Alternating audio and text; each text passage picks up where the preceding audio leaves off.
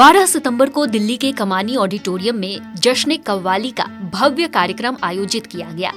कव्वाली का आयोजन दिल्ली के विशेस एंड ब्लेसिंग्स नाम के एनजीओ ने कराया, जिसका TV9 भारतवर्ष भी एक्सक्लूसिव मीडिया पार्टनर था। कॉन्सर्ट को और खास बनाया जाने माने कव्वाल नियाजी निजामी ब्रदर्स ने। उन्होंने यहाँ अपने एवरग्रीन नगमों से पूरी महफिल सजा दी। लोग इनके कव्वाली पर जमकर थिरके। जश्न कव्वाली की खास बात ये रही कि इसे आयोजित करने का उद्देश्य बहुत ही खूबसूरत था। मन का तिलक नाम के एनजीओ में रह रहे बूढ़े लोगों के लिए एक स्थायी घर बनाना कार्यक्रम का मेन मकसद था। बता दें, जश्न कव्वाली की शुरुआत कोविड के समय में रामपुर घराना के आर्टिस्ट को सपोर्ट करने के लिए की गई थी और इस बार इसका चौथा एडिशन होस्ट किया गया। पहले बताते हैं आपको नियाजी निजामी ब्रदर्स के बारे में। ये कव्वाली गायकों का एक ग्रुप है जिसमें 3 भाई हैदर निजामी, हसन निजामी और इमरान निजामी शामिल हैं। ये दिल्ली के सिकंदराबाद घराने से ताल्लुक रखते हैं और अपने सूफी संगीत के लिए जाने जाते हैं। दिल्ली की निजामुद्दीन दरगाह पर अक्सर इनके कव्वाली प्रोग्राम होते रहते हैं, जहां हजारों की संख्या में लोग इन्हें सुनने पहुंचते हैं। अब बात करते हैं जश्न कव्वाली 4.0 की। इस कार्यक्रम को कराने के पीछे का उद्देश्य बेसहारा बुजुर्गों को छत देना है। विशेस एंड ब्लेसिंग्स एक वृद्धा आश्रम चला रहा है जिसका नाम मन का तिलक है। इस आश्रम से एनजीओ अब तक कई बुजुर्ग लोगों को सहारा दे चुका है। फिलहाल आश्रम साकेत के मैदान गढ़ी में किराए पर चल रहा है। साल 2018 में इसकी शुरुआत की गई थी, जिसने अब तक 280 बुजुर्ग लोगों को सहारा दिया है।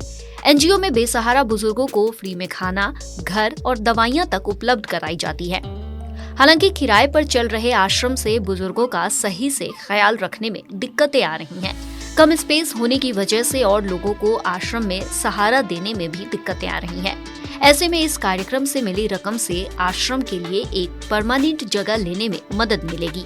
ऑर्गेनाइजेशन विशेस एंड ब्लेसिंग्स की फाउंडर डॉक्टर गीतांजलि चोपड़ा का कहना है कि हम ऐसा समाज बनाना चाहते हैं जहां दया भाव के साथ जीवन को सुचारू रूप से चलाया जा सके।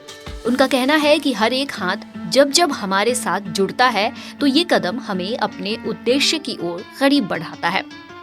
हम चाहते हैं कि कोई भी बुजुर्ग ये महसूस न करे कि उन्हें समाज ने भुला दिया है। गीतांजलि ने पूरी टीम, आर्टिस्ट्स और लोगों का धन्यवाद किया। Jashn Kawali rocked once more. I am so happy. Everything went so beautifully. Jashn Kawali 4.0 was a mega success. Heartfelt gratitude to everybody who came here, to the artists, to my incredible team.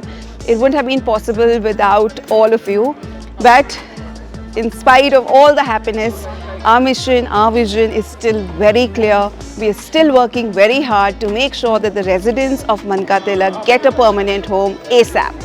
वहीं Niazi Nizami brothers ने भी wishes and blessings NGO के इस बेहतरीन कदम को खूब सराहा और अपना समर्थन दिया। साथ ही और लोगों को भी इससे जुड़ने की गुजारिश की। हम लोग आपके अपने NNB यानी नियाजी निजामी ब्रदर्स फ्रॉम दरगाह हजरत निजामुद्दीन औलिया, देखिए हम लोगों को बड़ा अच्छा लगा यहाँ आके। यहाँ की ऑडियंस ने बहुत हमें सराहा, प्यार दिया और हम बहुत शुक्रगुजार हैं यहाँ एनजीओ से जो हम लोग जुड़े हुए हैं, विशेस एंड ब्लेसिंग्स एनजीओ। और ये जिस कॉज के लिए हमने किया, आपको सबको मालूम है कि ये बेहतरीन काम ये लोग कर रहे हैं इस पे। और जो ओल्ड एज होम जो एक शेल्टर है जो परमानेंट बनने वाली है, वो इसी प्रोग्राम के थ्रू जो है जितना भी फंड आया है वो सब उसके लिए जाएगा और परमानेंट जो है वो शेल्टर बन जाएगा।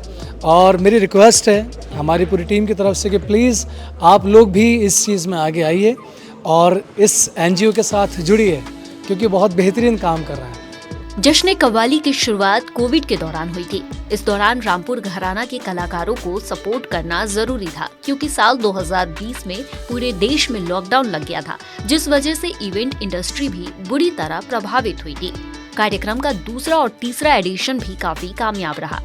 इवेंट्स के सक्सेसफुल रहने की वजह से एनजीओ की तरफ से वंचित महिलाओं के लिए एक कौशल विकास केंद्र बनाया गया। इसके साथ ही WB रसोई का विस्तार किया गया, जो सिर्फ 5 रुपए में न्यूट्रिशन से भरपूर मील उपलब्ध कराती है।